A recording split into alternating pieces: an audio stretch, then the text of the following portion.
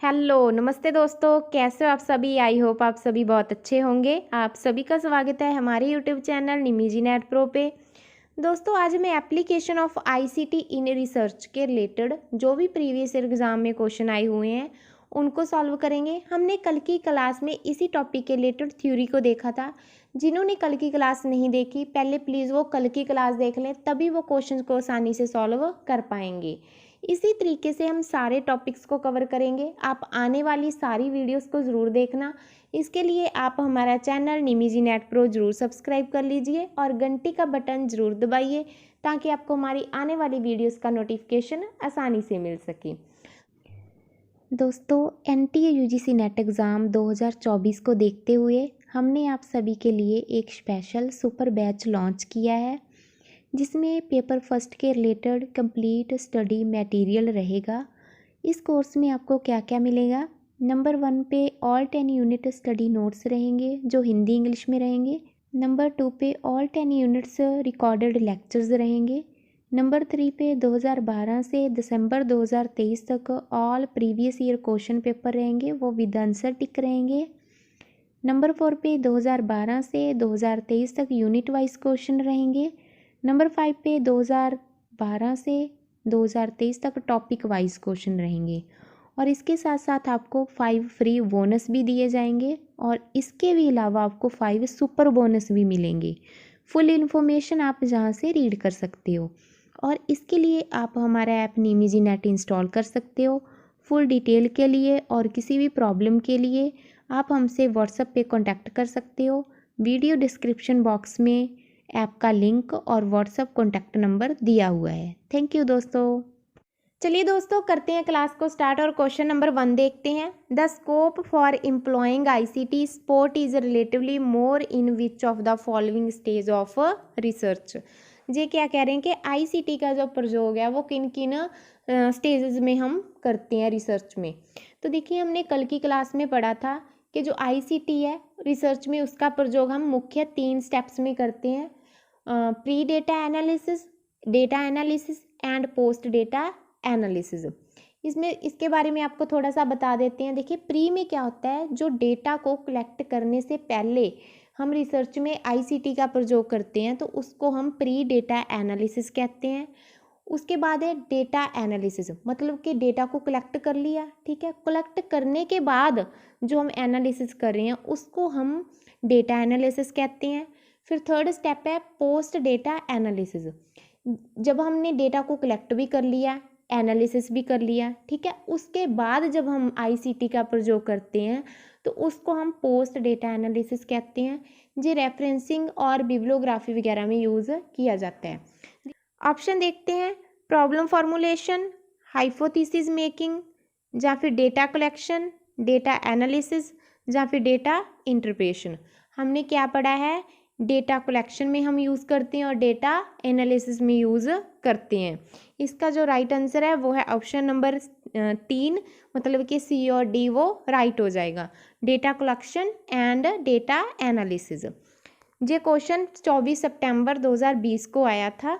Next question हम अभी देखते हैं। स्टेटमेंट 1 और स्टेटमेंट 2 दी हुई हैं। देखिए every research institute has to enforce research ethics in order to ensure credibility and meaningfulness of human inquiry. मानवीय जिज्ञासा में जो विश्वसनीयता है, ठीक है, उसको जो सुनिश्चित करने के लिए प्रत्येक शोध जो संस्थान है उसको शोध आचार का अनुपालन करना होगा। हमने रिसर्च एथिक्स की क्लास में पढ़ा था कि हमें जो जब भी हम शोध करते हैं तो रिसर्च एथिक्स का हमें जो पालन है वो करना पड़ता है। तो इस तरीके से जो तो राइट है। नेक्स्ट स्टेटमेंट, शोध में आईसीटी तथा उसका अनुप्रयोग जहाँ कहीं भी हुआ है इसने अनुसंधान कार्य में आचागत विसंगतियों को बढ़ाया है। इसने आचागत विसंगतियों को तो नहीं बढ़ाया ना, इसने कि तो ईजी किया है चीज़ों को। ICT and its use in research has abated ethical lapses in the conduct of research wherever it has been put in place। देखिए जो पहले स्टेटमेंट है वो तो सही है, दूसरी स्टेटमेंट गलत है। इसने आचागत विसंगतियों को नहीं बढ़ाया है, इसने तो बल्कि चीज़ों को इजी किया है, ठीक है। तो इस तरीके से जो हमारा राइट आंसर है वो है option number 3, statement 1 is correct है एंड स्टेटमेंट 2 इज़ इनकरेक्ट है। जी 11 नवंबर 2020 को क्वेश्चन आया था। नेक्स्ट क्वेश्चन देखते हैं। Application of ICT in research is relevant in which of the following stages. अनुसंधान में आईसीटी का अनुप्रयोग निम्नलिखित में किन किन चरणों में होता है। ऑप्शन देखते हैं।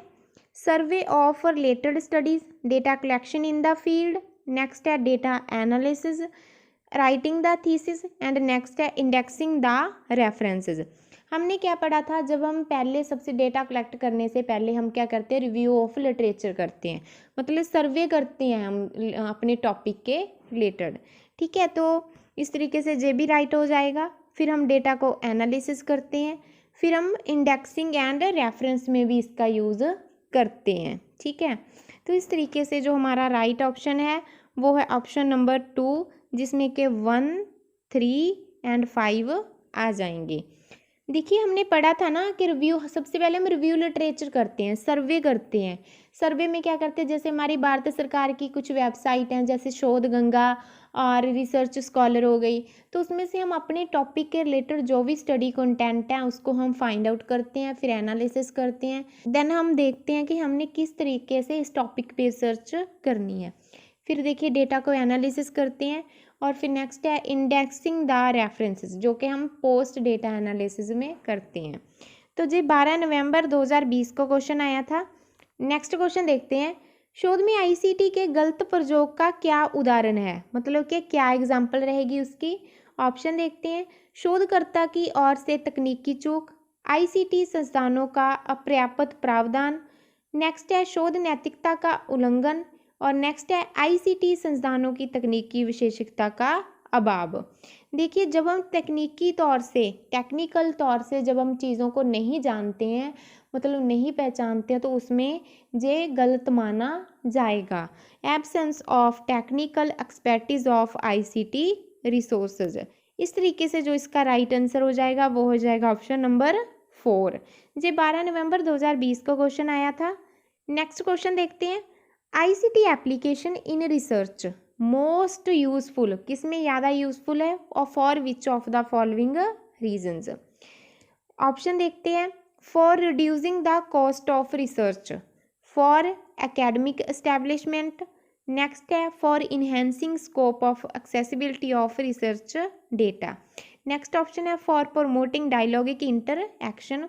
देखिए हमने पीछे की क्लास में पढ़ा था ना कि आईसीटी की मदद से हम क्या करते हैं, जैसे शोध गंगा जैसी वेबसाइट है, वहाँ पे जाके हम अपने टॉपिक के रिलेटेड कंटेंट को सर्च करते हैं, तो वहाँ पे हमको हज़ारों आर्टिकल मिल जाते हैं, थीसिस मिल जाते हैं, जिसको हम पढ़ते हैं।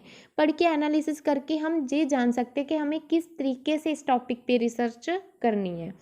तो देखिए शोध पद्धतों की उपलब्धता की गुंजाइश में विस्तार हेतु, इस तरीके से जो इसका राइट आंसर है वो हो जाएगा option number 3 for enhancing scope of accessibility of research data. 13 नवंबर 2020 को ये क्वेश्चन आया था। नेक्स्ट क्वेश्चन देखते हैं। कथन दिए हुए हैं।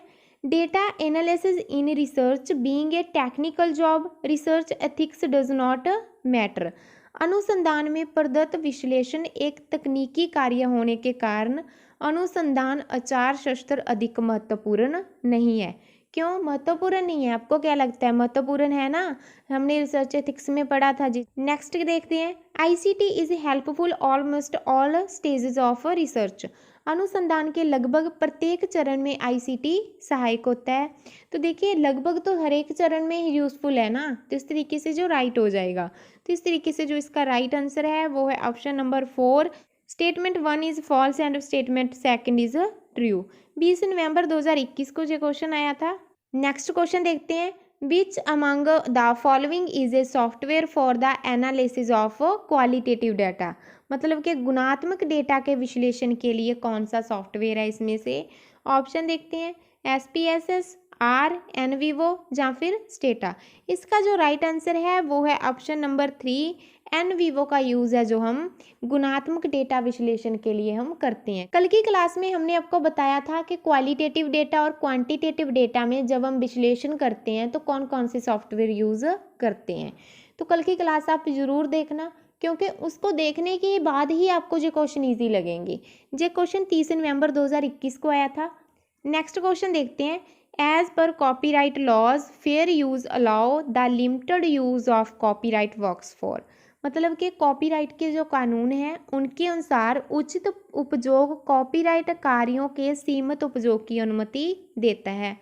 ऑप्शन देखते हैं इसके रिलेटेड क्या क्या दिए हैं।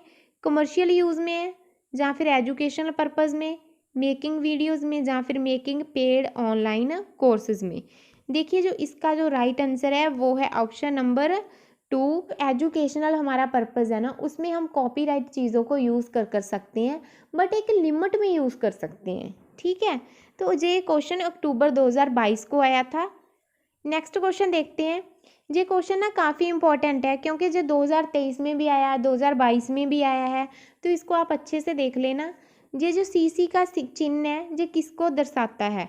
ऑप्शन देते हैं, copyright material, copyable material, creative common, या फिर कॉपिंग कॉमन्स। इसका जो राइट आंसर है वो है ऑप्शन नंबर 3, क्रिएटिव कॉमन्स को जो चिन्ह दर्शाता है। ये अक्टूबर 2022 को क्वेश्चन आया था। नेक्स्ट क्वेश्चन देखते हैं। Which one of the following is not used for checking plagiarism. जब हमने कल प्लेगरिज्म के बारे में पढ़ा था तो उसमें हमने आपको सॉफ्टवेयर बताए थे कि कौन कौन से सॉफ्टवेयर हम यूज़ करते हैं। ऑप्शन देखते हैं, टर्नटिन, लेटेक्स, आइडेंटिकेट, या फिर अर्कंड। हमने पीछे की क्लास में प्लेगरिज्म के बारे में पढ़ा था, तो देखिए जो नहीं यूज़ होता वो है लेटेक्स। इस तरीके से जो हमारा राइट आंसर है वो हो जाएगा ऑप्शन नंबर 2। ये क्वेश्चन अक्टूबर 2022 में आया था। नेक्स्ट क्वेश्चन देखते हैं। ए students commits level 2 plagiarism while submitting thesis dissertation as per UGC regulation the students shall be। इसमें क्या कहा है, इसमें कहा है कि छात्र है एक, वो थीसिस शोध प्रबंध को प्रस्तुत कर रहा है, प्रस्तुत करते समय स्तर 2 की साहित्यिक चोरी करता है। UGC नियमों के अनुसार छात्र क्या होगा। ऑप्शन देखते हैं।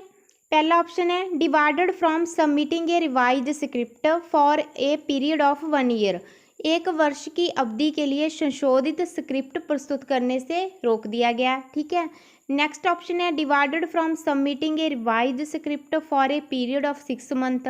6 महीने की अवधि के लिए उसको रोक दिया गया। नेक्स्ट ऑप्शन है, ask to submit a revised script within a stipulated time period not exceeding 1 year. 1 वर्ष से अधिक की निर्धारित समय अवधि के भीतर एक संशोधित स्क्रिप्ट प्रस्तुत करने के लिए कहा गया। नेक्स्ट ऑप्शन देखते हैं, ask to submit a revised script within a stipulated time period not exceeding 6 month. 6 महीने से अधिक की निर्धारित समय अवधि के भीतर एक संशोधित स्क्रिप्ट प्रस्तुत करने के लिए कहा गया। देखिए इसमें क्या होता है, इसमें 1 वर्ष के लिए रोक दिया जाता है, तो इस तरीके से जो हमारा राइट आंसर है वो हो जाएगा ऑप्शन नंबर 1। 1 वर्ष की अवधि के लिए संशोधित स्क्रिप्ट प्रस्तुत करने से रोक दिया गया। आई होप ये चीज़ें आपको समझ में आई होंगी, क्वेश्चन आपके सॉल्व हो रहे होंगे। ये तो हम आपके लिए कुछ ही क्वेश्चन लेके आए हैं। अगर आप ये सारे क्वेश्चन लेना चाहते हो, स्टडी नोट्स लेना चाहते हो, तो आप हमारा ऐप निमिजी नेट इंस्टॉल कर सकते हो, जिसमें आपको सारी चीज़ें मिल जाएंगी। और आपकी अगर कोई इंक्वायरी है तो आप हमसे व्हाट्सएप पे भी कांटेक्ट कर सकते हो। WhatsApp contact number description box में दिया हुआ है। वीडियो को लास्ट तक देखने के लिए आपका बहुत बहुत धन्यवाद। मिलते हैं नेक्स्ट वीडियो में। थैंक यू दोस्तों, बाय बाय। दोस्तों NTA UGC नेट एग्ज़ाम 2024 को देखते हुए हमने आप सभी के लिए एक स्पेशल सुपर बैच लॉन्च किया है, जिसमें पेपर फर्स्ट के रिलेटेड कंप्लीट स्टडी मटेरियल रहेगा। इस कोर्स में आपको क्या क्या मिलेगा। नंबर 1 पे ऑल 10 यूनिट स्टडी नोट्स रहेंगे जो हिंदी इंग्लिश में रहेंगे। नंबर 2 पे ऑल 10 यूनिट्स रिकॉर्डेड लेक्चर्स रहेंगे। नंबर 3 पे 2012 से दिसंबर 2023 तक all previous year question paper रहेंगे, वो विद आंसर टिक रहेंगे। नंबर 4 पे 2012 से 2023 तक यूनिट वाइज क्वेश्चन रहेंगे। नंबर 5 पे 2012 से 2023 तक टॉपिक वाइज क्वेश्चन रहेंगे। और इसके साथ साथ आपको 5 फ्री बोनस भी दिए जाएंगे, और इसके भी अलावा आपको 5 सुपर बोनस भी मिलेंगे। फुल इन्फॉर्मेशन आप जहाँ से रीड कर सकते हो, और इसके लिए आप हमारा ऐप निमिजी नेट इंस्टॉल कर सकते हो। फुल डिटेल के लिए और किसी भी प्रॉब्लम के लिए आप हमसे व्हाट्सएप पे कांटेक्ट कर सकते हो। वीडियो डिस्क्रिप्शन बॉक्स में ऐप का लिंक और व्हाट्सएप कॉन्टैक्ट नंबर दिया हुआ है। थैंक यू दोस्तों।